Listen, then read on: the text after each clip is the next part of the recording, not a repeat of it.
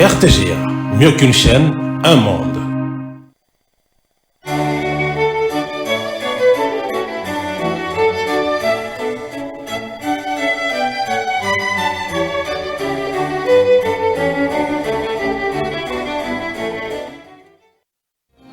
Ce journal vous est offert par Tango Protection. Illico Cash, ma banque mobile.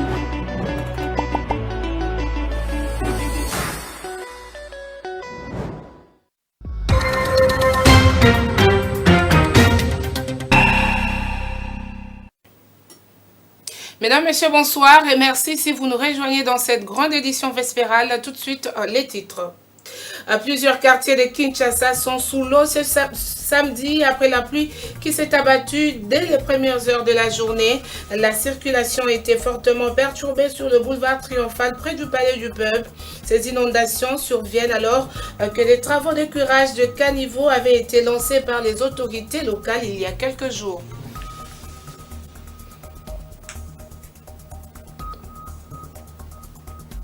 La présentation ce samedi des 30 présumés criminels à Goma.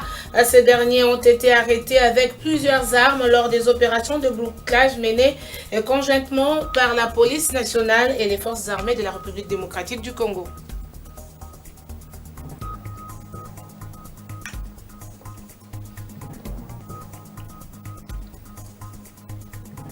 L'humanité célèbre ce 19 octobre la journée mondiale de lutte contre les cancers du sein. Combler les lacunes en matière de soins, c'est le thème choisi pour cette édition 2024. Une journée dédiée à la sensibilisation et à la prévention du cancer du sein. Voilà tout pour les titres.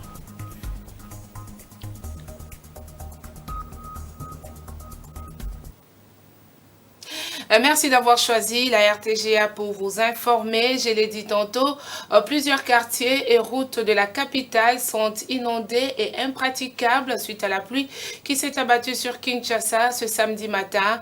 Difficile pour la population de trouver un itinéraire pour vaquer librement à ses occupations. À Kingabwa, par exemple, les jeunes de ce coin ont profité de l'occasion pour se faire de l'argent. Ils portent les habitants sur leur dos moyennant 3000 francs congolais pour les aider à traverser l'autre rive. Lydie Mbouyi et Elvis Ebama pour ce reportage. Après la pluie vient le beau temps, dit-on, mais à Kinshasa, capitale de la RDC, après la pluie, c'est la comptabilité de toute la litanie des catastrophes qui commence. Après la pluie qui s'est abattue ce samedi matin à Kinshasa, plusieurs routes et quartiers ont été inondés, provoquant même des érosions dans la commune de Selembao. Du rond-point des Huileries, en passant par le boulevard Triomphal, non loin du siège du Parlement, la situation est catastrophique. Difficile de circuler car les artères sont submergées par les eaux de pluie. À Limité-Forgeron, les jeunes ont fabriqué un moyen de transport pour aider les habitants de ce coin à traverser d'une rive à l'autre. À Kingabwa, sur l'avenue Kulumba, le constat est amer. Cela a fait le bonheur de jeunes qui portaient la population au dos pour le faire traverser moyennant 3000 francs.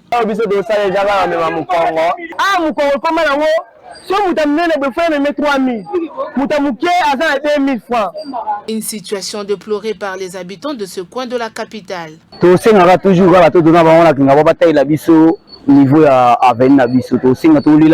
La pluie n'a pas non plus épargné le poste SNEL de la FUNA et UTEXCO, occasionnant des coupures d'électricité dans plusieurs quartiers. Dans son communiqué publié ce samedi après constat, la SNEL a annoncé une série de coupures temporaires dans certains quartiers pour protéger les équipements électromécaniques et rassure que ces équipes sont déployées pour rétablir l'électricité dans le plus bref délai. Face à cette situation, l'opinion publique quinoise s'interroge. Où en sommes-nous avec le programme Kinshasa et Zobonga, lancé avec pompe par le gouverneur Daniel Bumba, alors qu'à chaque pluie diluvienne qui s'abat sur Kinshasa, près de 75% de la population quinoise est sous eau. Plusieurs familles perdent leurs biens et d'autres leurs maisons. Où en sommes-nous avec les travaux de curage de caniveaux et des rivières, qui est un moyen pour lutter contre les inondations dans la ville? Aux autorités compétentes de prendre des dispositions et mesures adéquates pour pallier cette situation. Les usagers qui empruntent la route Nyangwe et Kalembelembe dans la commune de Lingwala continuent de lancer des cris de détresse suite à l'indifférence des autorités urbaines face au délabrement de cette artère. Ces derniers appellent à l'implication des dirigeants de Kinshasa pour la réhabilitation de ces avenues. Constat fait par Sephora Kapinga et Rodrigue Ekofo. Ça fait plusieurs mois depuis que les avenues Nyangwe et Kalembelembe dans la commune de Lingwala, ici même à Kinshasa, la capitale congolaise, se trouvent dans un état de délabrement très avancé. Malgré des multiples appels des usagers à l'endroit des autorités provinciales, rien n'est fait jusque-là. Il faut faire un tour sur place pour constater l'état de cette artère secondaire de Kinshasa. Sur l'avenue Nyangwe par exemple, dans son tronçon comprise entre le rond-point des Huileries et l'avenue Mouchi, la chaussée qui n'existe presque plus a donné place à un lac artificiel. Ici, c'est péniblement que les usagers l'empruntent. Même constat sur l'avenue Kalembelembe où les immondices jonchent cette artère. Face à cette situation qui a perduré, les usagers lancent de nouveau un cri de détresse à l'endroit du gouvernement. Depuis que il y a eu ce qu'on appelle ici le fleuve Kabasele, Koyanamai. Alors, ça fait 3 semaines. Il n'y a aucune action, ni de nos gouverneurs, même le Bourgmestre n'a jamais passé ici. Les autorités ont commencé même à dévier la route. Avant nos mandats, je l'ai fait déjà 3 ans. Mandat na ye koya ndela ka ya kokufa to bandi susu mandat ndela ça ba 9 ans. Ça c'est le problème des gouvernements provinciaux. Ngobila vient de partir. Moi je suis aussi un enfant de Lingwala, je suis grandi, nous étions notre parcelle sur Mbomo, nous l'avons vendu. Je connais ce qui a été. On doit construire le présent, hein? Pour construire le présent, il faut se référer au passé. Et ça c'est ça kokufa partout hein. Partout. Peko banana na Lingwala, il y a 3 communes. Lingwala, commune à Kinshasa, Barumbu, sono tcholunga Kalembelembe, au comme bon marché, nous les athées. À noter que ces 2 avenues sont d'une importance capitale car elles permettent de désengorger les avenues des Huileries et celle de la Libération ex-24 novembre. Je l'annonçais au sommaire, 30 présumés criminels ont été présentés ce samedi 19 octobre 2024 avec plusieurs armes à devant à la presse à Goma par le maire de la ville de Goma, le sous-lieutenant Olivier Sadiki. Ces présumés criminels ont été arrêtés lors de bouclages menés conjointement par la police nationale congolaise et les forces armées de la République démocratique du Congo sous la supervision du gouverneur militaire du Nord Kivu. Vous suivez les propos du maire de la ville de Goma après la présentation de ces présumés et criminels capturés par les services de sécurité. Derrière moi, vous voyez le jeune homme un épris de justice. Il était dans le dossier Ngezayo. Il vient de la grande prison de Ndolo. Il revient à Goma. Il n'a pas changé. Voilà encore impliqué dans le meurtre de ceux qui avaient tué l'opérateur économique Sadiki à l'entrée, président.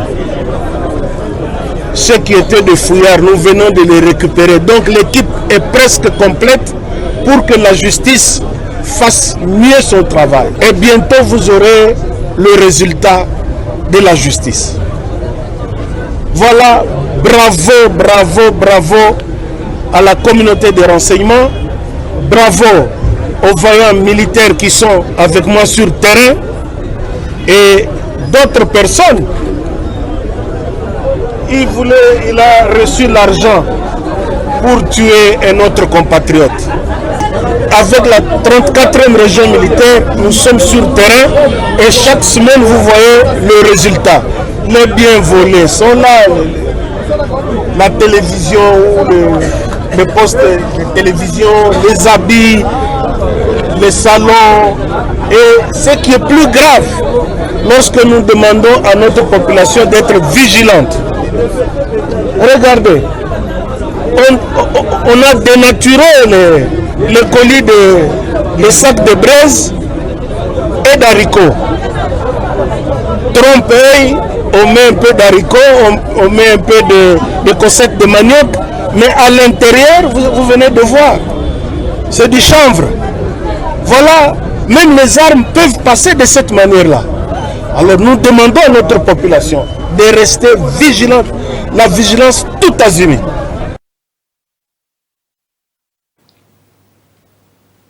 L'actualité, c'est aussi la clôture en RDC du séminaire de formation et d'information sur les conflits armés qui déchirent l'Est de la RDC par le ministre de la Recherche scientifique et Innovation technologique Gilbert Kabanda. Les participants à ces assises de 2 jours ont formulé des recommandations parmi lesquelles identifier les racines lointaines de postures de nature idéologique ou religieuse ayant conduit aux humiliations des peuples congolais. Suzuki Biraoumari.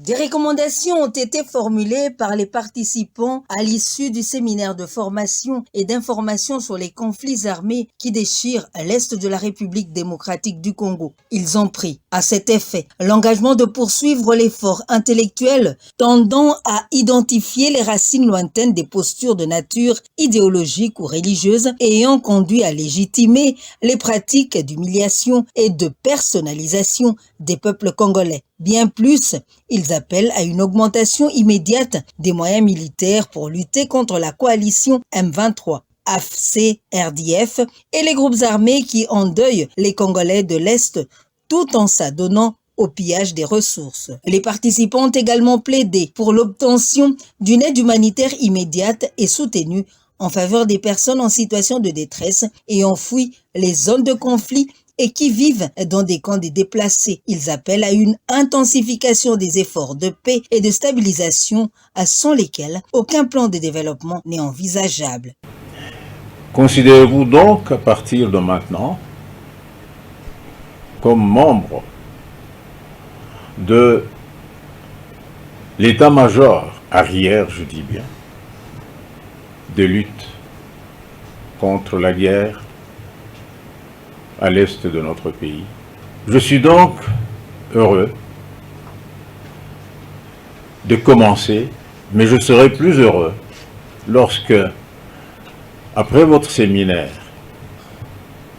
nous ayons des contacts suivis d'autres séminaires, pourquoi pas, pour approfondir ce que vous venez de mettre à la lumière. Parmi les recommandations figure également la mise en place des tribunaux spécifiques pour juger les criminels dont les forfaits sont documentés, l'importance de promouvoir les lois et toute initiative visant à décourager les pillages des ressources en RDC et ses membres de l'élite nationale tiennent à inverser l'image négative de la République démocratique du Congo entretenue par un discours complaisamment dévalorisant.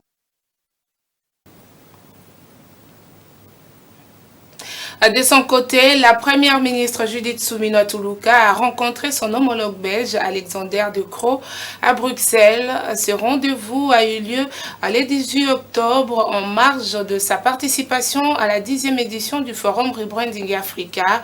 Lors de cette rencontre, Judith Suminwa a souligné l'importance de cet échange, notamment dans les contextes actuels de renouvellement politique en Belgique. Images et commentaires.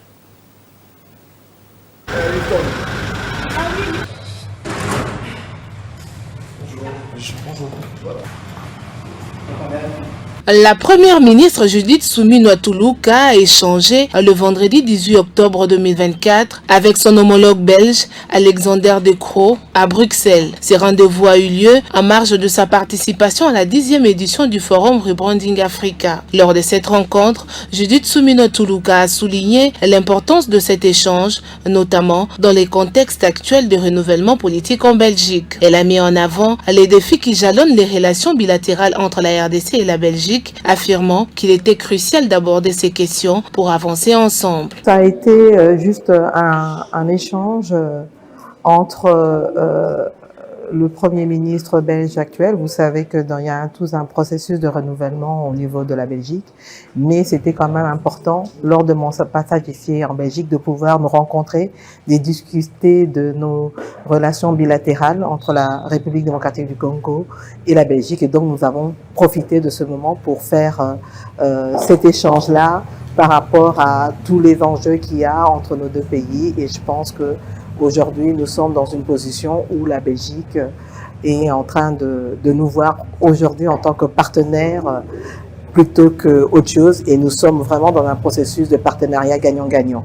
Cette rencontre marque une étape significative vers un renforcement de liens économiques et diplomatiques entre les deux nations, ouvrant la voie à une collaboration plus étroite à l'avenir.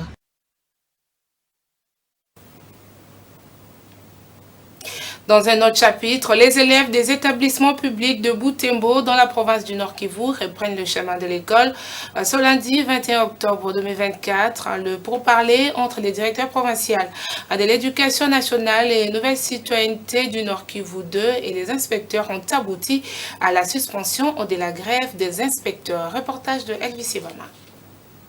C'est toujours autour d'une table que le conflit se règle, dit-on. Dans la ville de Butembo, siège de la province éducationnelle du Nord Kivu 2, les inspecteurs de l'enseignement l'ont démontré en acceptant de suspendre leur mouvement de grève amorcé depuis le 2 septembre 2024, date de la rentrée scolaire. Le PROVED a apporté des éléments qui ont éclairé la lanterne des manifestants. Geste salué par le secrétaire permanent du syndicat des inspecteurs du Congo au Nord Kivu. Fait après évaluation et après beaucoup d'analyses, les inspecteurs et agents ont décidé de suspendre leur mouvement de grève. C'est-à-dire nous reprenons le travail à partir de ce lundi. Les revendications certaines sont partiellement répondues et d'autres avec les paroles d'honneur de nos autorités locales. Nous pensons que d'après des jours, nous aurons aussi une suite favorable. De son côté, le directeur provincial de l'éducation au Nord Kivu 2 s'est dit aussi satisfait de la décision des inspecteurs de suspendre leur mouvement de grève.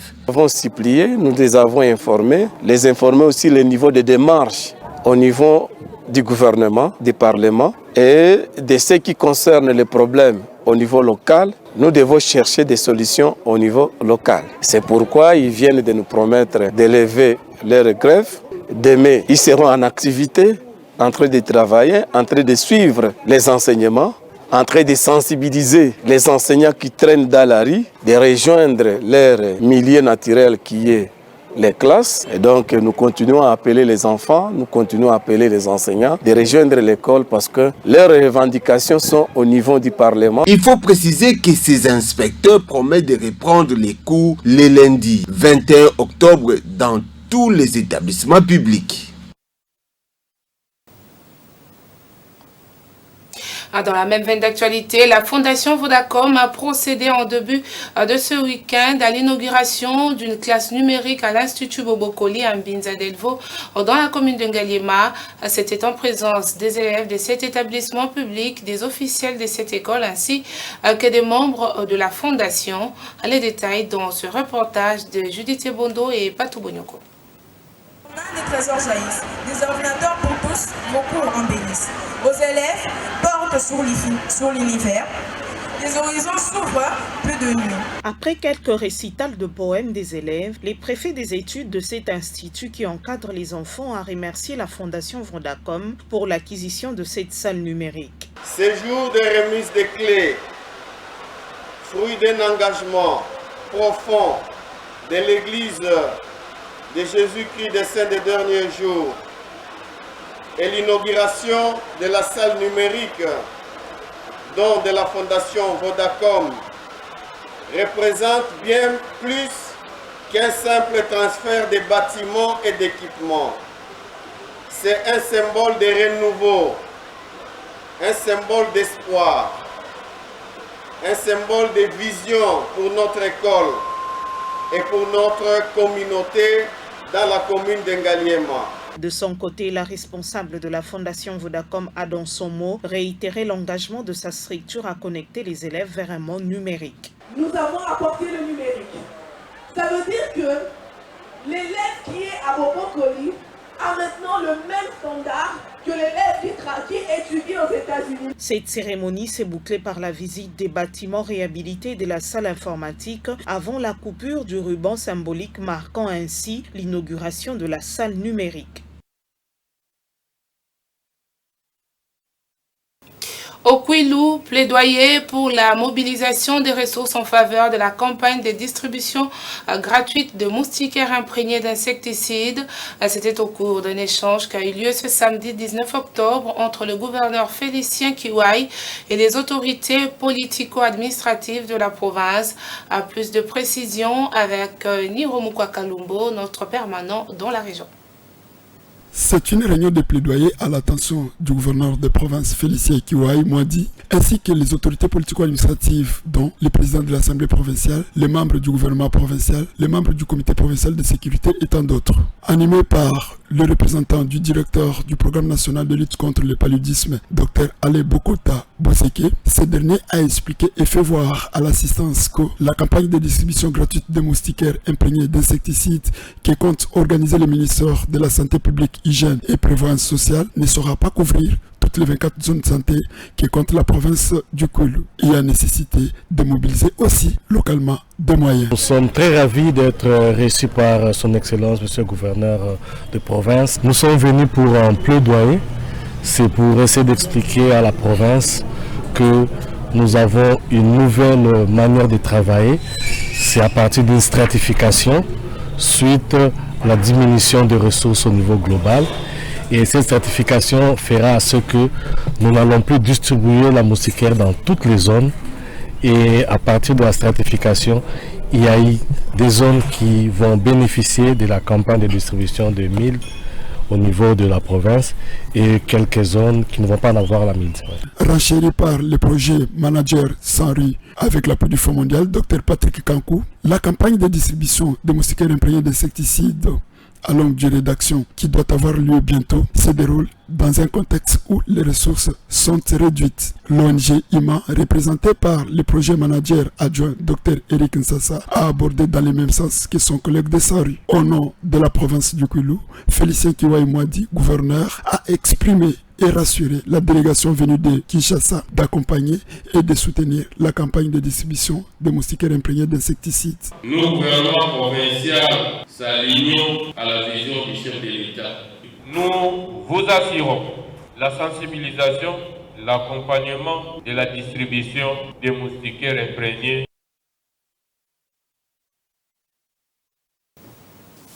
Et dans le reste de l'actualité, le 19 octobre marque la journée mondiale dédiée à la sensibilisation et à la prévention du cancer du sein. Pour cette édition 2024, le thème choisi est combler les lacunes en matière de soins. L'OMS, qui sensibilise sur la prise en charge efficace de ces fléaux, précise que les cancers du sein représentent 16% de toutes les femmes. La prise des pilules contraceptives est classée parmi des risques accru pour le développement du cancer, tandis que l'allaitement aide à l'éviter. Les détails dans ce commentaire de Nana Bonatumba.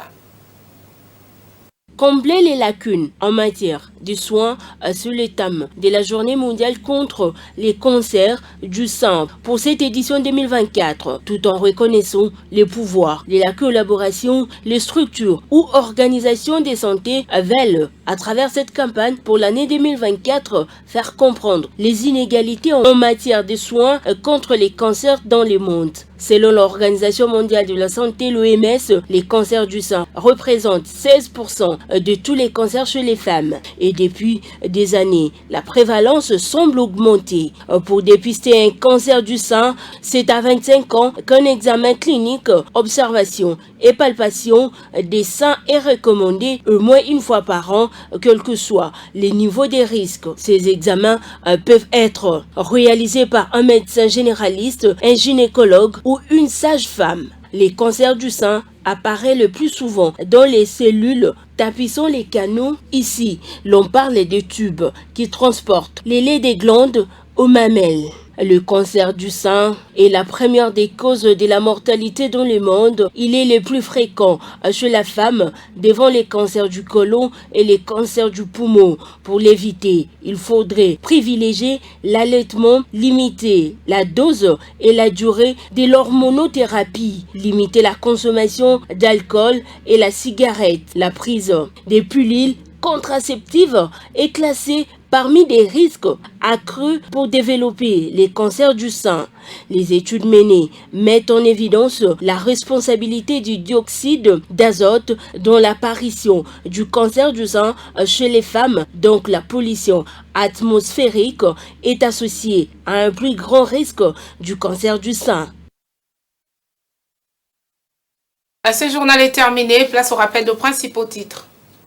À plusieurs quartiers de Kinshasa sont sous l'eau ce samedi après la pluie qui s'est abattue dès les premières heures de la journée. La circulation était fortement perturbée sur le boulevard Triomphal près du Palais du Peuple. Ces inondations surviennent alors que des travaux de curage des caniveaux avaient été lancés par les autorités locales il y a quelques jours.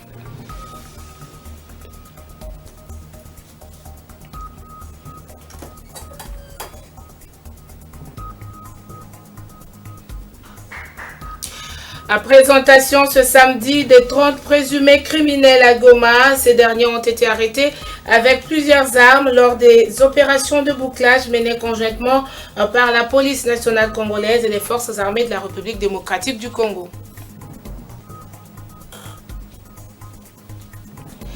L'humanité célèbre ce 19 octobre la journée mondiale de lutte contre les cancers du sein. Combler les lacunes en matière de soins, c'est le thème choisi pour cette édition 2024. Une journée est dédiée à la sensibilisation et la prévention du cancer du sein.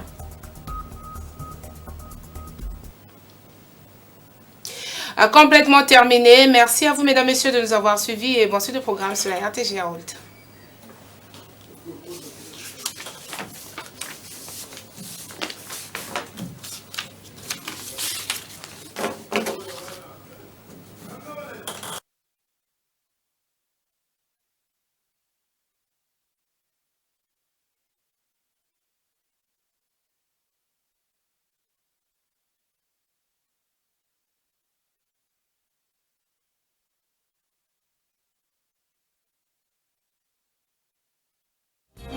Ce journal vous a été offert par Tango Protection. Illico Cash, ma banque mobile.